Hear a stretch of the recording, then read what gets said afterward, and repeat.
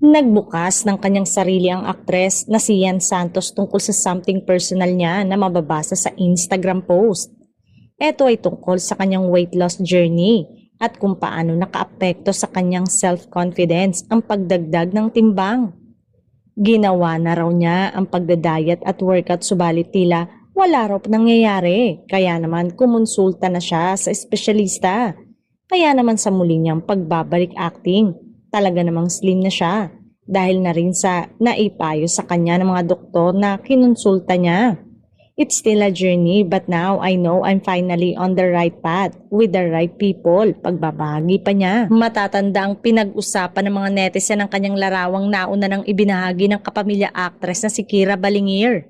Napansin ng mga netizen na tila nag-gain weight si Yen at may mga nagbigay pa ng espekulasyong baka nagbuntis daw ito. Bagay na hindi naman sinagot ni Yen kung totoo ba o fake news.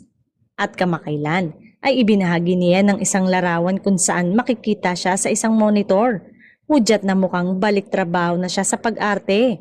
May proyektong gagawin si Yen ngayong 2025 kaya eto na ang comeback ng aktres sa ABS-CBN dahil balitang muling pagpirma nito ng kontrata sa nasabing network.